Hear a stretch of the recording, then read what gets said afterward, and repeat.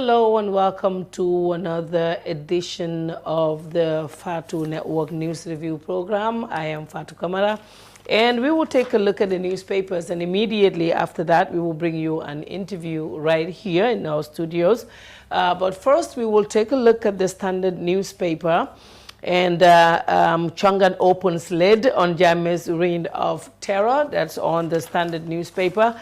If you're following, Chongan yesterday testified at the TRRC, and I think as we speak, it is still ongoing. It says the former top security official, Ibrahim Chongan, was yesterday set the ball rolling as the much talked about investigations into the 22 years of human rights violations on the former president Yahya Jammeh formally started at the Dunes Hotel. GRTS fires back at the TRRC. If you've been following, the TRRC was out trying to justify why a contract was given for the whole production of the TRRC sitting was given to the QTV. GRTS is saying that it considers it very patronizing for the TRRC to use such a flimsy but cynical financial excuse as a bait to justify what they said. That's also understood. And Hassan Jallow is new Agri PS. Hassan Jallow has finally been promoted to Permanent Secretary #1 at the Ministry of Agriculture in a reshuffle that also sees the former PS Adam Gay transferred to the Ministry of Trade. The Standard newspaper said that when contacted for confirmation, Hassan Jallow confirmed his appointment but refused to comment any further. If you've been following, Hassan is the one that the former Minister O.J. Jallow wanted to work with at that time. There were issues right there. Omar Jallow, who was widely criticized when he said he could not work with Usman Jammeh, demanded that Hassan Jallow be made Permanent Secretary #1. O.J. at that time has said that it was for the sake of continuity and consolidation of programs that he recommended Hassan Jallow, who he said has been working with the ministry since 1994. He is now back at being Permanent Secretary #1, suggested by the former minister O.J. Jallow at that time. Barrow wants detractors to leave his government or else. President Adama Barrow has renewed his call for ministers and government officials serving in his administration who do not share his development agenda to resign before he fires them, adding that the people whose objective is to create situations in which they can find their way to the presidency. The president is quoted as saying, "I am the bus driver, and if you do not want to ride with me, then disembark from the bus because you are either in or you are out," he told a delegation of his supporters from Combo South over the weekend. And the president continued by saying, if anyone wants to become president, go through the front door because you cannot use the back door to ascend to the presidency. I used the front door, and when I sought to be elected, that was the door that I used. We'll be talking about that later with my guest in the studio here, what he means, what he understands by everything that the president is saying on here. And on the Point newspaper, ex-President Jammeh's former AIG of ex-President Jawara's former AIG of police testifies before the TRRC. That's Chongan testifying at the CRRC, as stated on the Standard newspaper. Halifa Saleh says Barrow government has 556 billion debt. That is also on the papers. And the FIFA president meets President Barrow. That actually was yesterday, and we posted that on our Facebook. Tourists leave beach restaurants at Sanyang amid fish meal reoperation. Somebody I met yesterday was talking about that, that tourists are really complaining about the situation at that Sanyang beach. And GRTS set the record straight on TRRC coverage. It's also on the paper. And 32-year-old makes radio transmitter, receiver, and projector. That's also on the paper. The Voice newspaper, I was severely bitten in 1994. Chongan tells the TRRC security forces preparing for a successful OIC, and that is also on the paper. And Gambia finding truth and justice, the TRRC, that is just opened. And Dabo rejects using government vehicles for rally. This came, I guess, after there are talks that the vice president used government vehicles, and it has been made clear on here that information from a clear source informed The Voice that Honorable Usainu Dabo, leader and Secretary General of the United Democratic Party (UDP), has rejected a number of people who wanted to use government vehicles on the UDP political rally held at India Village in the Baribu district of North Bank region. According to the source, shortly before the convoy departs for the political rally, some people brought government vehicles to the UDP's gathering at Honorable Usainu Dabo's home so as to transport the UDP militants to the political rally. However, the source added that the vice president denied them using all government vehicles in his party's political convoy. The source further revealed that when the party leader rejected them, UDP militants, from using the state means of transportation, they decided to use their own private cars. So this is to say that the vice president, according to this information on The Voice, did not use any government vehicles. And for our newspaper, also this has the same story. Ex-assistant police chief explains circumstances of the July 1994 coup and CRC visit Marakisa, Busura villages, and women gardeners appeal for assistance. It's also on the Foria and Gambia China Renew projects and programs. That's all in the newspapers. Thank you very much for your time. Right now, I will bring you an interview, and of course, I have Sidin Jai right here. But Sidin Jai, before we come to you, I just have to talk to Kemeseng very quickly, Kemeseng Sane, about, if you've been following, he was on Facebook today, about the vendors of Serekunda Market who took to the streets of Serejob Avenue demanding for the protection of their properties in the market after the experienced number of thefts at their stores. According to one Rona Job, shop 153 this morning, upon arriving at his store, he found out that the door was broken. So because of that, they went to the KMC to talk to officials there. I'm going to call Keksane right now because he was right there when this whole thing happened, and he will tell us what exactly, what is the situation and what happened there. Let's just be patient a little bit. We actually wanted him to come, but he's far away from where we are right now. Hi, hello Keks, how are you doing? I'm very Fatu. How are you? Well, thank you very much. I'm calling about the situation that happened today. I actually had a call here at the office, but that time all the reporters and the cameras were out. That there's a situation at Serekunda where thieves are breaking into stores and the store owners walked up to the KMC. What happened? Yeah, actually, I had the same thing in place here. I received a call from the guys at Serekunda. I think I have a brother there who was working there. According to him, today in the morning, when they came, they found out that shop 153, 54, 56 were broke, and they have stolen some materials like laptops, computers from their place.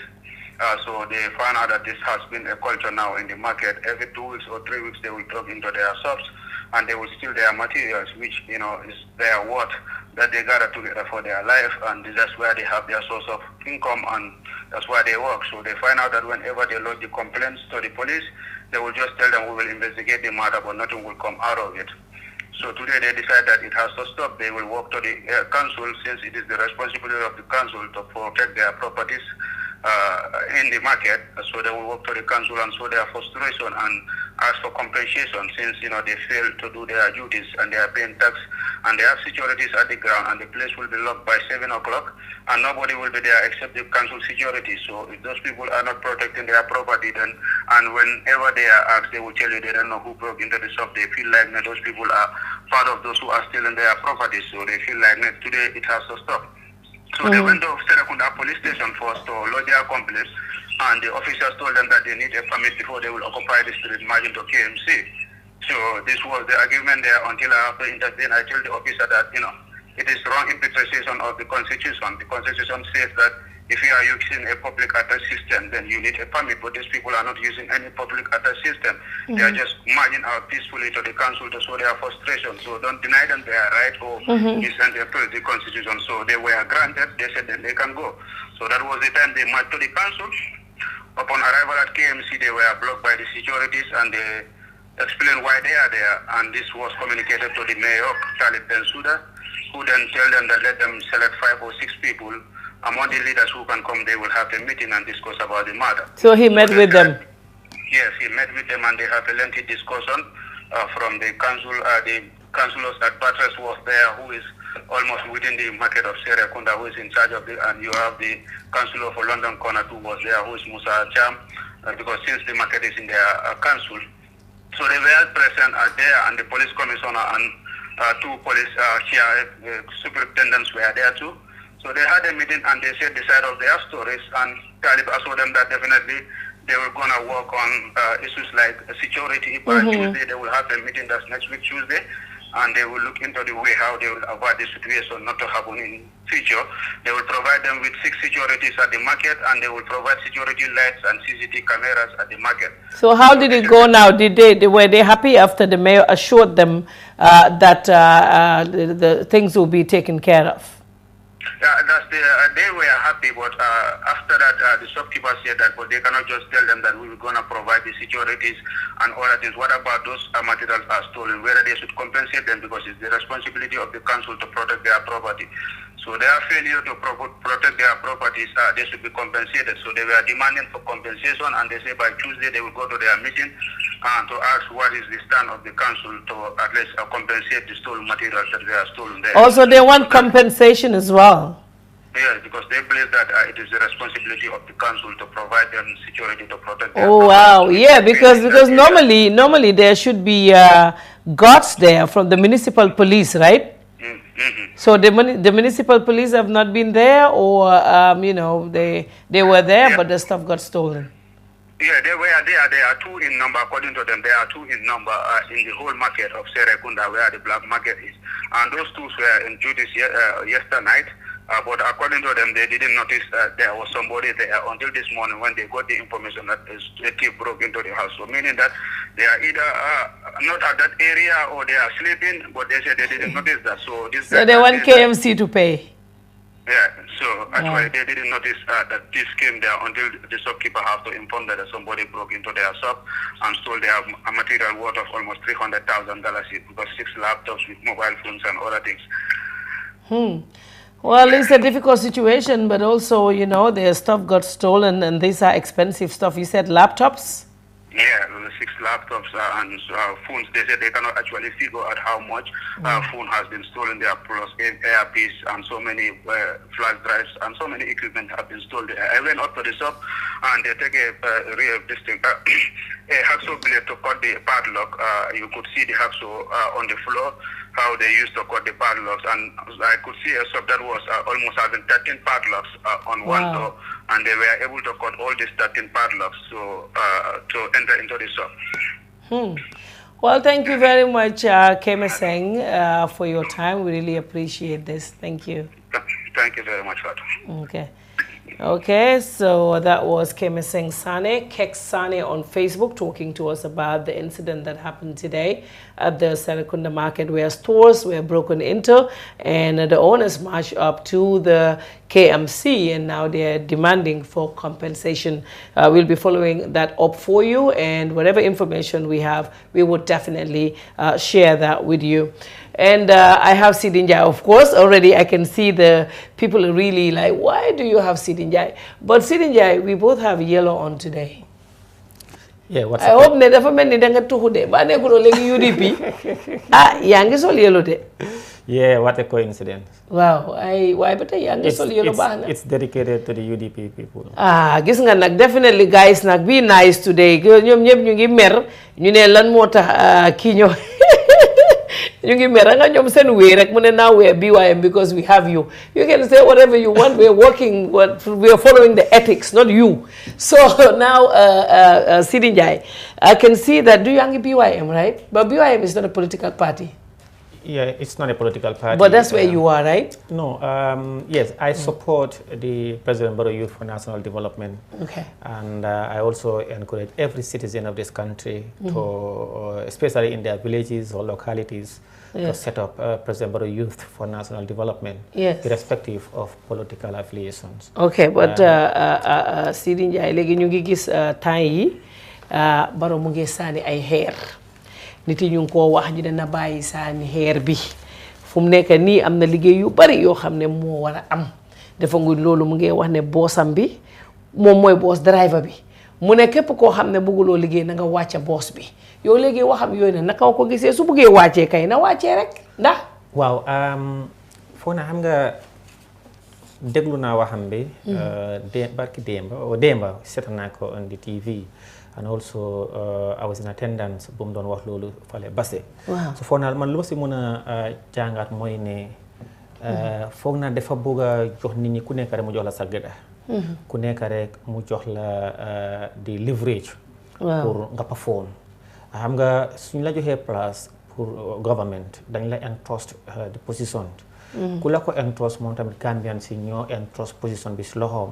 pour mu jox leen ko ñu liggéey for the interest of the country.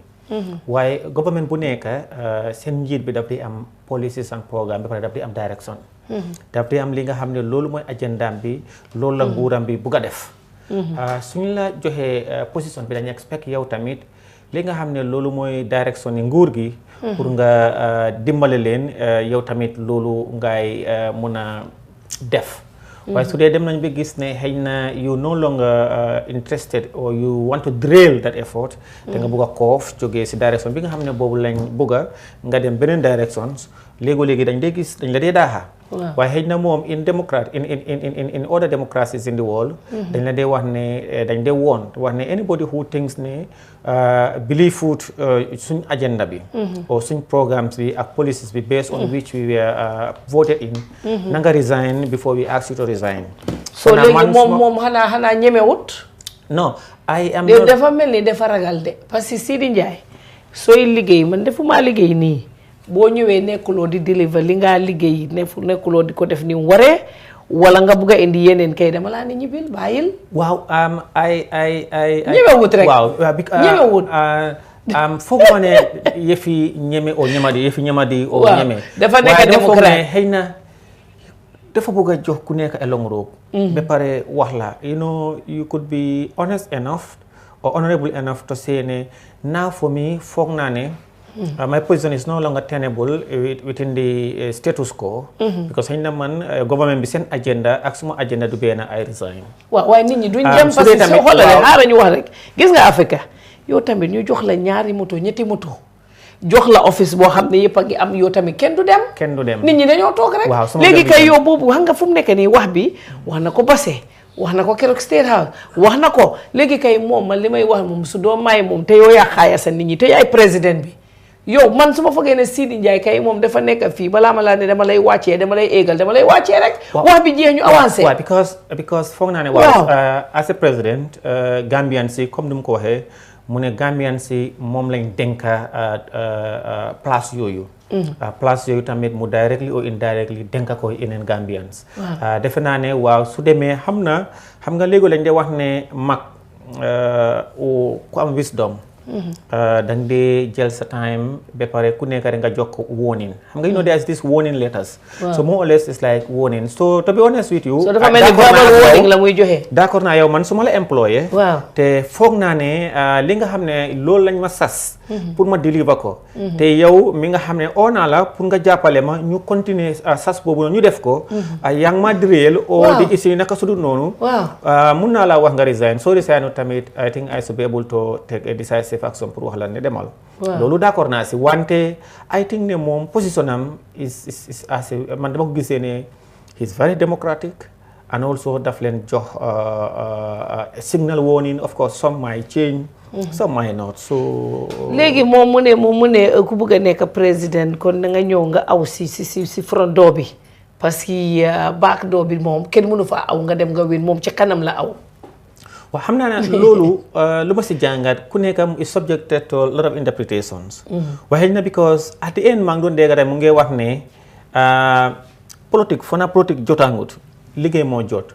mais bi xëy na he is trying to send signal si ñi nga xam ne because of different political interest or maybe ñoo xam ne ñu ngi leen a use si gannaaw pour ne you know what liñ bëgg a mooy ne direel leen the efforts of this government. o na ngeen saboté effort nguur gi so that su boobaa rek commotion dana am nit ñi they'll be disgruntled they'll continue also to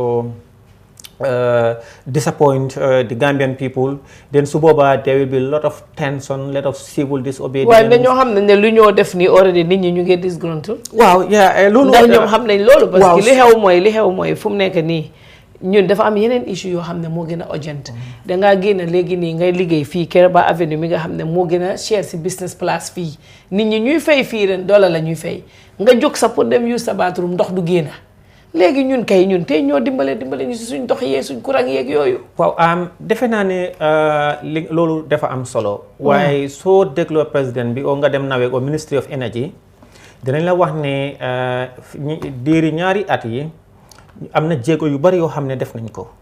in fact am na foo naa daa some generations capacity yoo xam ne dañ ko yokka am nañ loo xam ne daa installation process yoo xam ne ñu ngi ko liggéey pour mbiri électricité bi. te foog naa the Ministry of Energy recognize nañ tamit li nga xam ne some of this cable distribution network bi they are obsolete. and yow foo xamee lii yëpp. waaw you know as a politician or as a citizen dafa am solo even your opponent suy wax. nga déglu ko nga déglu lu moo wax nga gestu li nga xam ne loolu la wax ak li mu bind or whatever nga read ko so da nga mën am information. te defe naa ne in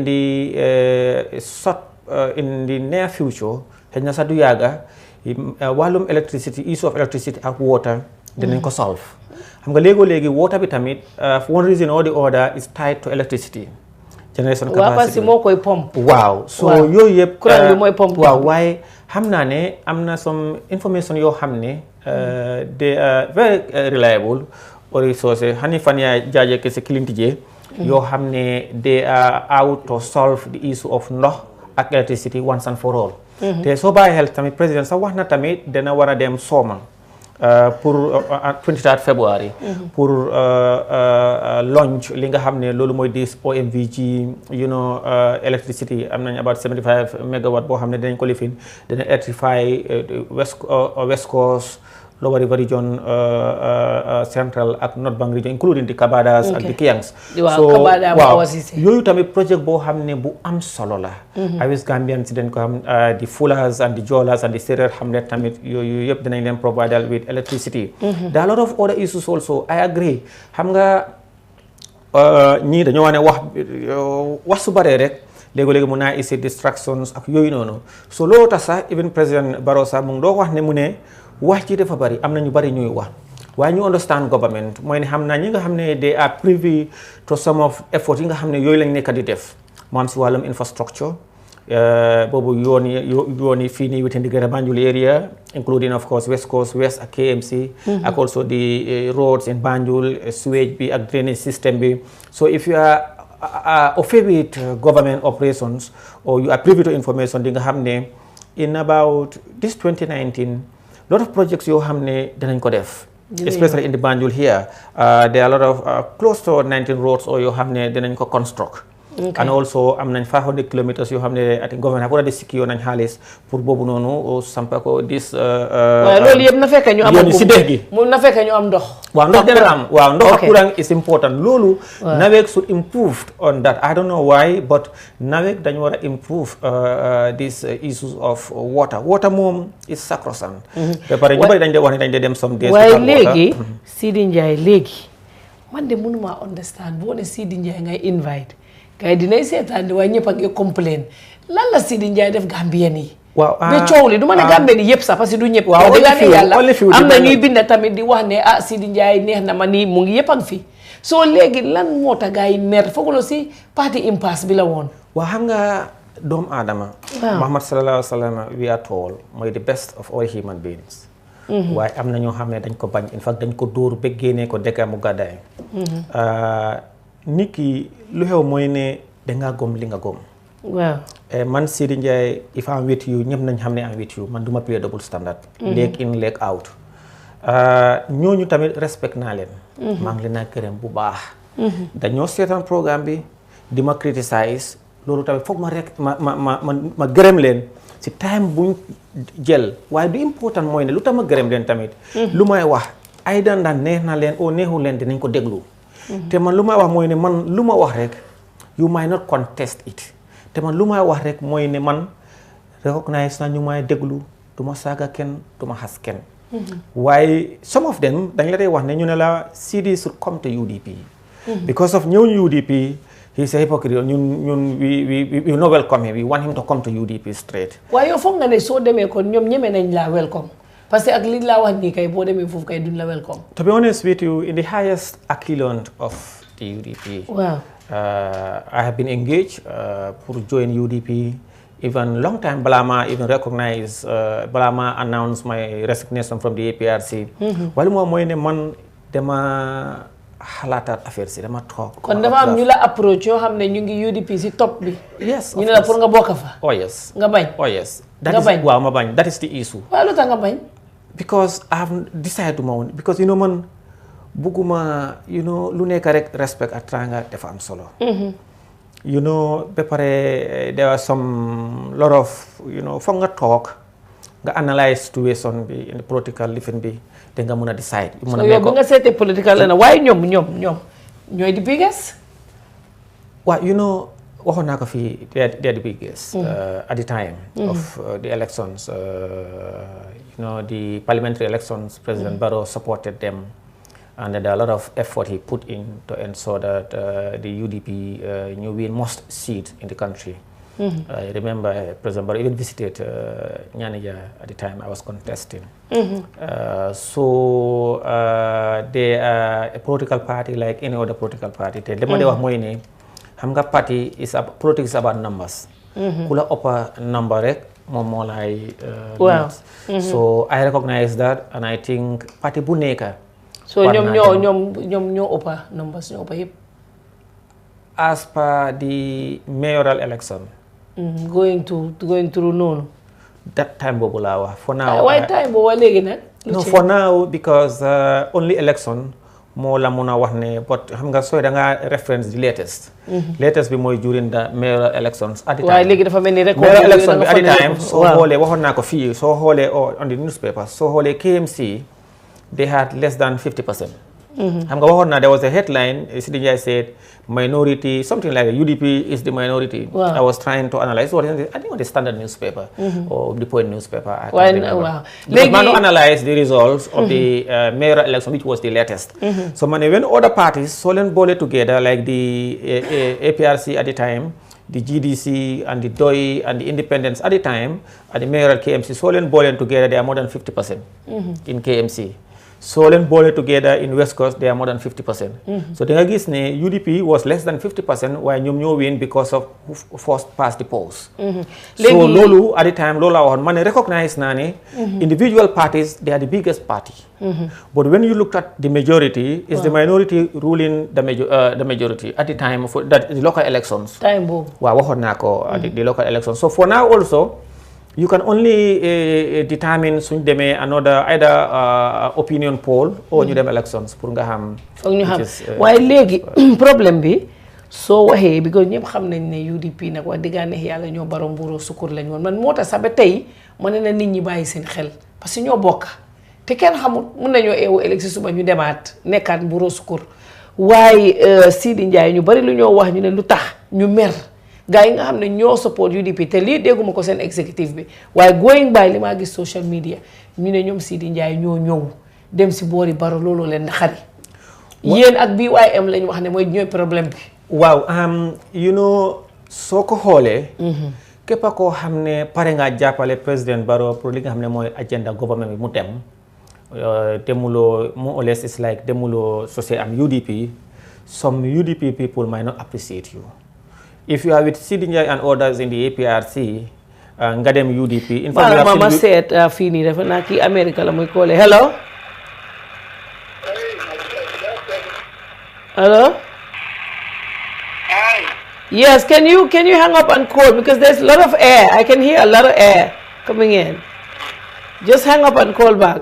Maybe also small. Definitely distract. I would want to. So yeah, ma moy ne di nga gis ne am na ñoo xam ne time boobu soo jaarut UDP pour ñëw ci Barrow waaw xëy na dinañ wax ne man sax am nañu ma ñu ne ma da nga war a ñëw di proper way mooy da nga war a ñëw si UDP people told me in UDP but then man lu ma believe rek mooy ne suma own decision man kenn duma dee carré dama dee toog ma analyse ma xalaat you know am na koo xam ne tey dañ ma puus nii elect na le also no then am na ñoo xam ne they are national executive members of the APRC. Yeah, hold on, yeah. They are national executive members of the APRC. They are with us. Why? Today they are national executive members of the UDP and they have been hailed. Mooy ñoom kii waxal rek mooy ñoom kii. ñoom honorable Suku, ñoom honorable Lamin Chame, ñoom Eme Ba and others. Gis na tamit gis na tamit ñoo xam ne crime yuñ commit ba ila yow mi diin Sidinye du ko commit waaye dem nañ UDP and they have been hailed as heroes. So if man loolu laa gis waaye ay loolu duma distract loolu so yow kon li nga wax mooy soo fa awee woon nga dem ni ko noonu du nekk problème. I said it wallahi lazim many a times they have approached me to join the UDP but lu nekk rek ak yàllam ak time am I swear to Allah man lu ma wax kenn duma man I don't owe anybody obligation pour defend. They've approached me, nañ ma even a week before their congress also I was approached but I said for me I think for now bugguma bokk benn political party. ba nga léegi nga ñëw jël dama bugg a rest for a while. waaw ba ma read situation bi. nga ñëw decide time comes permit ma. I said ban political party. am na keneen ku call first caller bi kooku mu ngi woon Guinée mu ne dafa bëggoon a contribute mu ngi seetaan dafa text mu am keneen koo xam ne moom tam mu ngi call fa naa kii moom America la muy callee hello. Hello, Fatou. Yes, yes, we can hear you. All right, Fatou, you know, I'm following you guys' program, and it's very, very interesting. Thank you. And first of all, I wanted to greet your guest, Mr. Sidi Guy. Thank you. He's hearing you. Thank you, sir. Yeah, so I have a couple of questions because I know he's always on the media doing interviews and stuff. So, in Sidi's capacity right now, what is his role in the new Gambia? What is his contribution? That's my first question. And secondly, during the impasse, Sidi was very, very visible. And he was there giving interviews to the media. And if one thing that he could take back, what was it during the impasse? Sorry. Okay. Yeah, thank you very much. I'll let him answer now. Yeah. Thank you very much. The first question, what is my role in New Gambia? I never knew whether there is a New Gambia. There is one Gambia, the Gambia I know, the Gambia you know. In the new dispensation, I'm not employed. I have no role in the new dispensation. And he said my contributions in the country, as personally, my personal contribution is I do comment on issues, more or less political commentator, say my opinion, of course, try to enlighten people, either my position or position of government or positions of opposition, and what is my perception or views on those issues. Secondly, he said, with what happened during the impasse, if there is something you can take back, that maybe I regretted also. You know, I think it was here. In fact, some people still bully me. They said, you know, we've been following you for interview, you refuse, and you always grant Fatou Network. I said, me and Fatou Camara Dembala do take. Wow. So they keep saying that, and I said it here. That's you're why. in Ethiopia. Yeah, and not for anything, but you know, you've been very good and I appreciate you. So I said it here. I said whatever during the impasse, before the impasse. Anything I've done, my own reserve apology if anybody thinks I've offended you.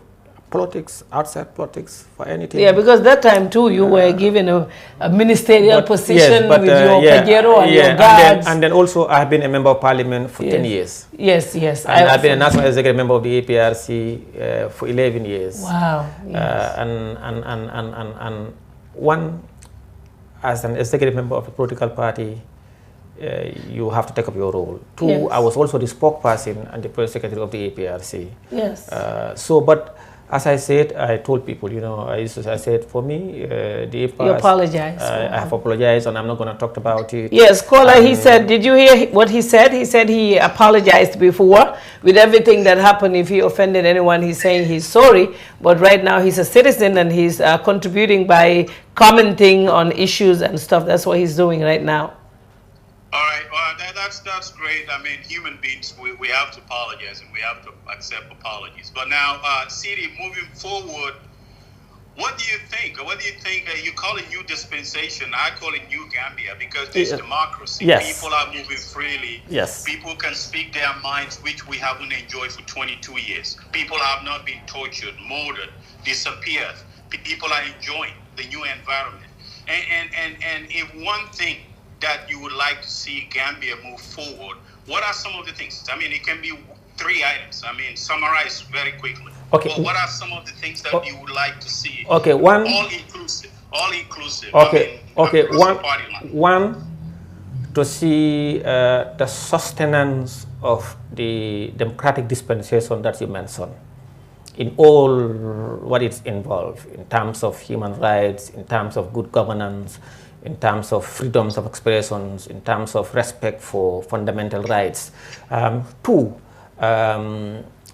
continue to usher in or to give Gambians development in all spheres. And secondly, to nurture the peace and stability of this country. When that happened, those three, I think if that happened, things will be in the right direction. Okay. Well, thank you very much, caller. We appreciate your time. The other caller, is off the line, so I will thank you very much. Later, we'll let that one go. And this other call we'll have to take later. But Sidi, I just have one question for you. Moi, comme lu may wax rek suñ toogee tey because ñu ngi dégg, you know, even though this is not confirmed, waaye ñu ngi dégg si suuf ne there are people ñoo xam ne ñu ngi dem ci Barrow wax ak moom pour jéem a seet nu ñuy defee moom UDP ñu dellu ñu ñëw nekk benn. So yow bu loolu xewee nag lan ngaa def nag su gaa yi toogee rek tey ñu ñëw ñu juboo gaa yi nekk benn naka nga fan ngaa dem. dama dina nekk benn. lu ma wax mooy ne man fu mu nekk ne bokkuma benn parti dama maa ngi toog. waaw waaye Barrow nga àndal. waaw Barrow laa àndal 100%. waxoon naa ko benn interview. some of these UDP fanatics ñu commencé di ma saaga on social media. at the time ma ne foo naa yow sax foo naa wax naa ko ma ne interest yi government bi. the interest of UDP ak interest of President Barrow mooy UDP ak President Barrow ñëpp nekk benn. waaw. and some people say waruma wax loolu. ma ne man Sidi Ndiaye that's my opinion. waxoon naa ma ne man su nekkoon ne man maa nekkoon His Excellency the Vice President. President of a country ne man maay papaam man maay everything in politics.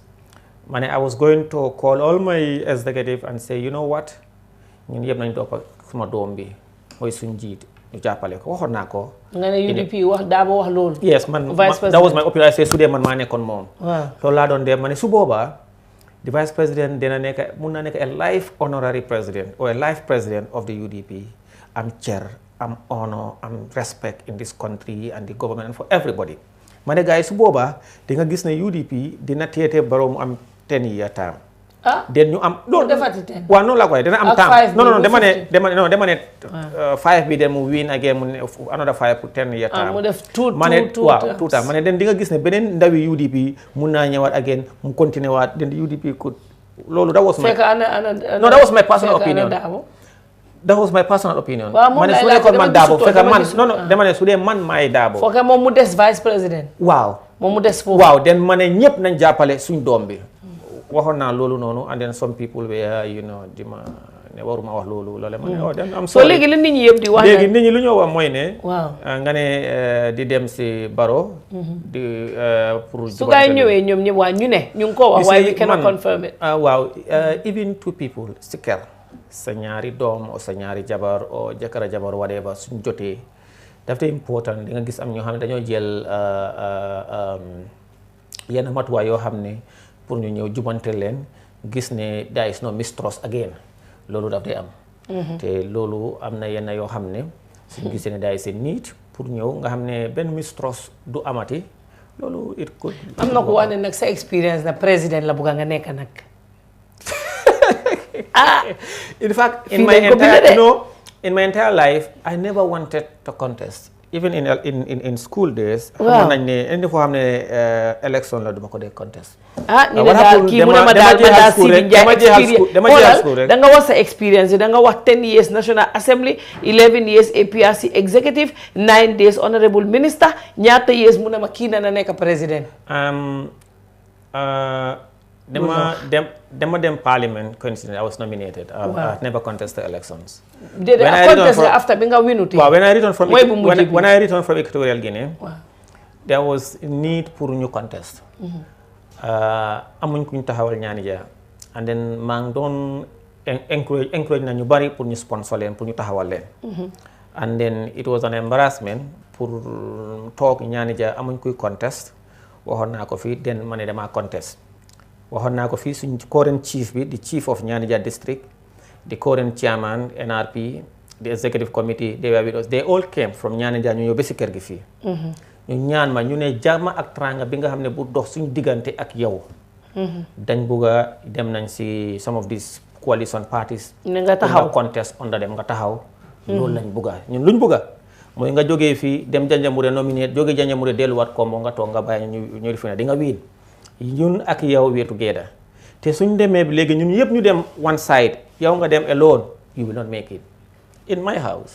I swear to Allah ma ne leen loolu is the truth xam naa ne su ma contesté du ma win against you people ma ne but matter of principles man maa ngi APRC taxawal nañ nit ñi ba pare man du ma taxaw ba pare ma bàyyi leen la at this point in time ma ne man du ma def loolu and they went. We went for elections and they won. I lost the elections. We come together now for léegi ni fu mu nekk ñun yëpp ñoom ak ñu ma support ak ñeneen everybody rally nañ behind this government. NRP candidate bi moo fa win. So pour wax nit ñi rek ne su nekkoon ne loolu la I would have succumbed to what they said.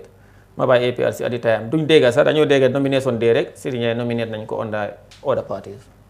nga dem ma dem waaye elections man in fact in my wildest dream I never thought of being a member of parliament. And I never thought of being a national executive member of a party. Wallahi al-azim I have never discussed with anybody. gars yi daal kooku dem am na ñu bari ñoo xam ne ñëw nañ si man sax at the time ñu ne pour ma join leen ñu form a political party ma bàyyi. I am supporting President Barrow wholeheartedly.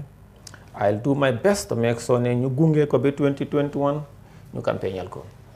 dama bëgg a say something Barrow daal moom nga bëgg a campagnal moom nga bëgg a mu toogaat. 2021 yes. moom nga bëgg a mu toogaat. Yes. In 2011. Anybody can go to APRC records or large APRC. We were in charge of the APRC presidential campaign in 2011. 3 months before elections, amul benn alkalo benn major yaay campaign or village within West Coast ak KMC Banjul foo xam ne dugguma fa. 3 months before elections. Amul fu ñu demoo throughout the country. That we had what we call National Youth Coordinating Committee. You know, Nyom Babu Gueye, Pamalik and other people. Then Maudou Sabali was at finance, Aliu Jame was permanent secretary, other people, they were, all of us, they were with us. We went to everybody. And that was the only time suñ party be more than 70%. Most of them. And then, lolu lañ buga ñëpp nekk together, ñëw support President Barrow, ñu ensure that you put everybody on board for the interest of this country, and you see him re-elected in 2021. So that, li nga xam ne wax na démba mu ne the TRRC, the Constitutional Review Commission, the Commission of Inquiry, other democratic institutions, electoral reforms, ak yeneen yoo xam ne yooyu lañ d'accord and it's ongoing. xam naa by 2021 xëy na loolu dana pare. And then loolu that's what.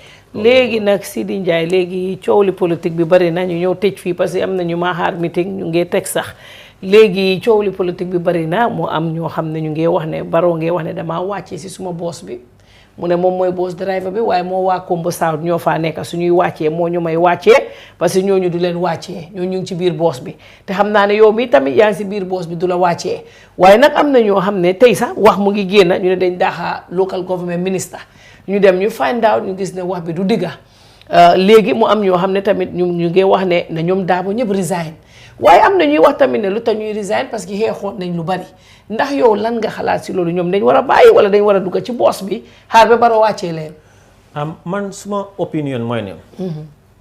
nu ko président Barrow waxee dafa jox nit ñi ku nekk dafa jox période depuis passé mu ngi koo wax ku nekk nga dem delluwaat su dee man maa ngi si position and my one leg is in, my one other leg is out and mu ne I should either come in or I go out dama war a dem suma kër ma tedda suma njëgënaay ma xalaat ma xam ne man de position bu ma am is a position of trust and responsibility boo xam ne loolu la ma président Barrow jox and Gambian si ñoo ko dénk su dee man de definitely suma interest mooy ne pour gis ne government ne président Barrow bi du succeed so that even su bëggee taxaw élection sa du win kon man dama war a resign kon su dee yow la dangaa dem su dee man loolu su dee xam naa ne loolu mooy suma position billahi wante bu fekkee ne yow ba tey su dee tamit maa ngi fa and I am the president and I refuse to do work in the interest of the nation billahi wallahi I'll fire you waaw waaye moo tax may la kon yow dafa mel ni Barrow dafa xaw a ragal no wax naa ko it's not about xaw a ragal he is looking at moom mu ngi war rek simple waaye léegi am na ku joxe benn bu interesting Facebook mu ne bif bii nii bifi Barrow bi daabu bii nii te bif la su gaa yi buggee ñu bañ waaye bif la léegi mu ne Sidi Ndiaye mu ne su Barrow demee su supporter mi wëree mu jóg taxaw ne man fii nii tii ku li fenu dama laa wàccee suma boss bi su daaba tamit waxee fële su supporter mi nekkee foofu moom tam mu wax waxam ni mu ne waaye su gaay pare xoole si biir week bi affaire bi dafa nekk karang doo dégg dara leen na la bëgg a wax si biir week bi su supporter xoolal xaaral ma jekkali si biir week bi su supporter yi ñibbee Barrow supporter mi ñibbee daaba supporter mi ñibbee doo dégg dara dëkk bi ne salaw fu mu ne kenn déggut waaye xaaral ba weekend bi jot lu ma bëgg a wax waaw waxal si loolu lu ma bëgg waaw waxal lu ma wax du dégg waaw dinaa ko wax déedéet xaaral rek su koy àndee weekend bi ku boroma mi bo supporter mi ñëw wax bi bari si weekday bi karab doo dégg dara lu ma bëgg a wax mooy ne waaw dina fu lay daan lu ma bëgg a wax mooy ne tey waaw soo defoon opinion poll di nga gis ne His Excellency President Adama Barrow I swear to Allah and kenn mënut a dispute loolu you go to across the political parties existing political parties in the Gambia ak ñoo xam ne they are independent belongs to no political party billahi more upper supporters than any other political party in this country. President Barrow more upper supporter. President Barrow, yes. Legi nii.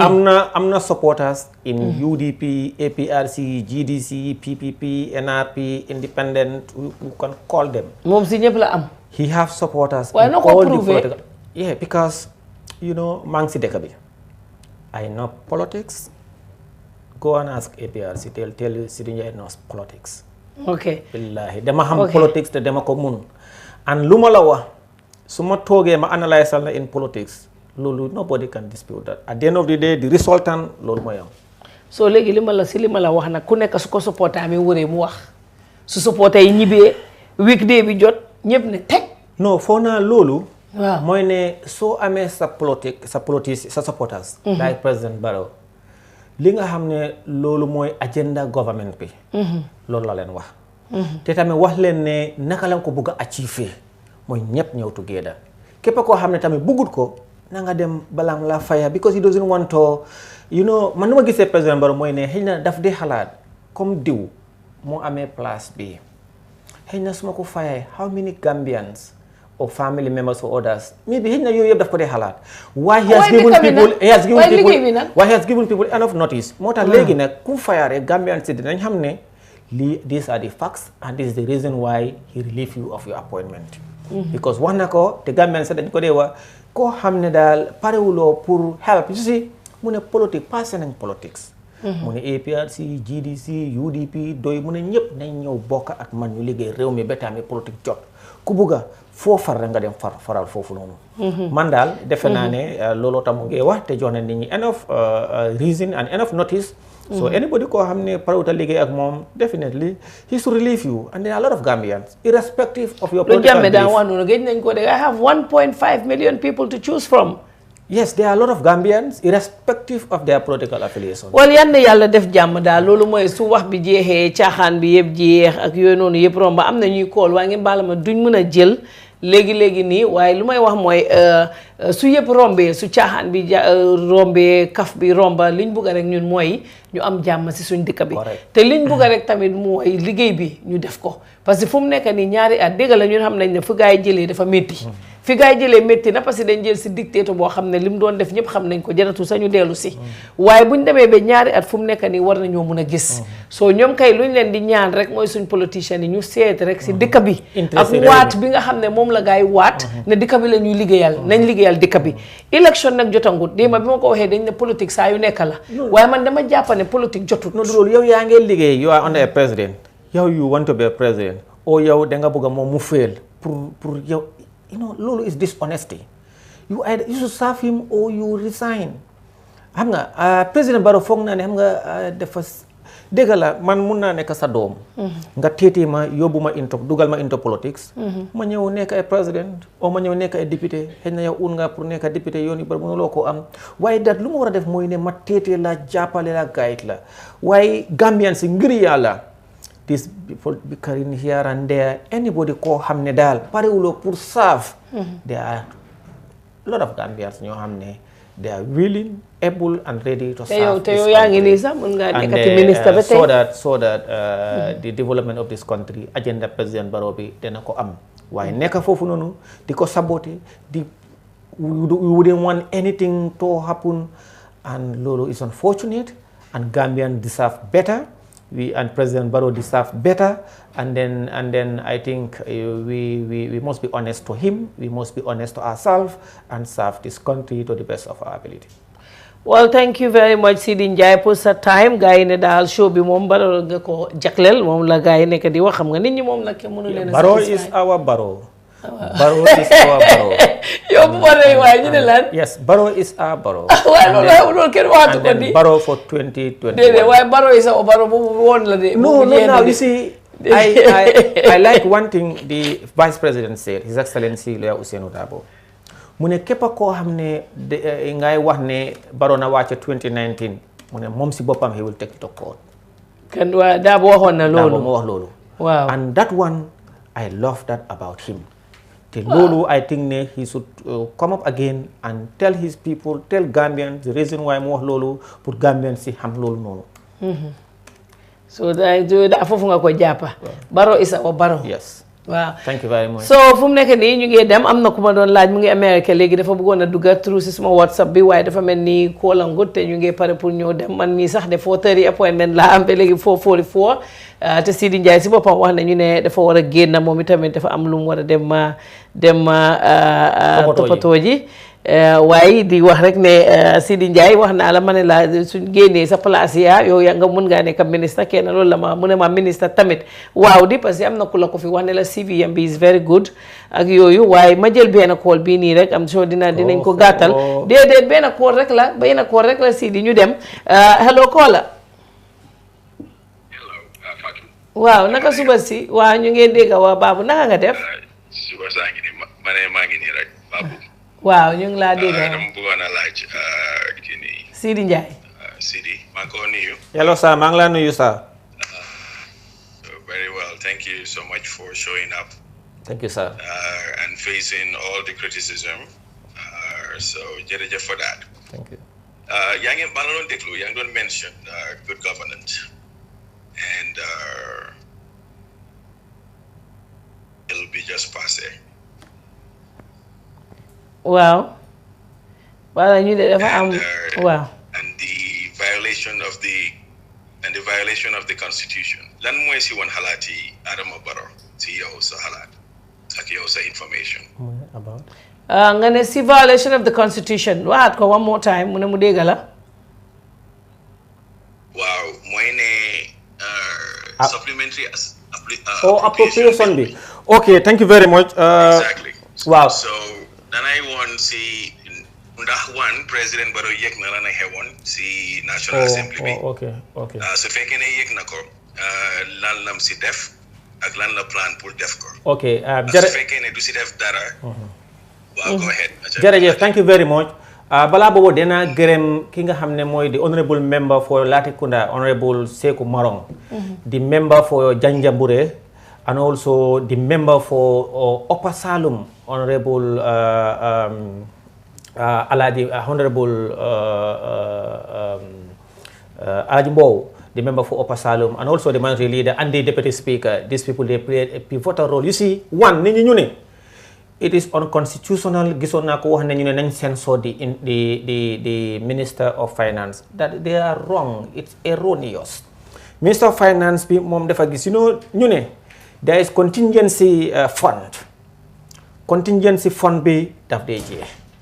Su jeexee lan nga war a def mooy loi bi dafa may doole the minister and the government pour ñu yóbbu am nga budget fii budget bi lañ la jox nguur gi lii lañ la jox soo ko ba mu jeex su jeexee lan nga war a def delluwaat si ki nga xam ne moo la jox nga ne ko jox ma loi bi loolu la war su dee tamit ñeneen ñaa ngi wax ne exceed na 1% or whatever amount bi waaye moom loolu la bugga su ñëwee si yéen li ngeen war a def mooy ne as a member of as MPs da ngeen war a seet li nga xam ne because am ngeen right either amend delete subtract or reject.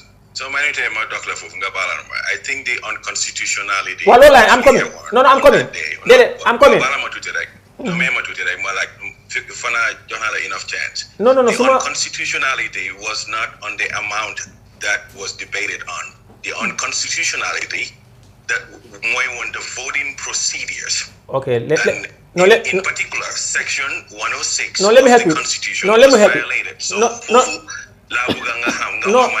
question we want like them question we want like them one, the President Baro Yekna, the violation of the Constitution on 106.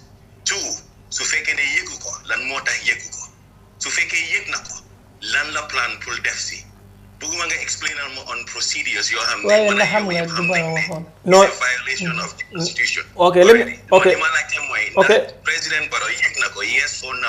No. Yekna the violation of the Constitution. No, because you cannot put words into my mouth. Luma la wax ne there was no constitutional violation. Dama la bëggoon explain. Dégg naa sa question bi very well. There was no constitutional violations. You see, ñu bari ñoo xam ne dañ pretend to be constitutional expert. Why they don't even know the constitution. They cannot duñ la mën a interpretal sax the provisions of those sections. Man, in this supplement. Lan la provision be on section 106 why? Help me, you can read it. It's not with me here. But I know. You should know it. You're on national TV and you're saying you see, no, I am telling you. I am no. 106. Section 106 lan lawa. Section 106. Section 106 lan lawa. CD. Well, if it is right there with you, no, when you save time, you're going to right with me. I'm So section 106 except as otherwise provided in this Constitution, any matter proposed for decision in the National Assembly shall be determined by a majority of votes of the members present and voting. The next section, the person presiding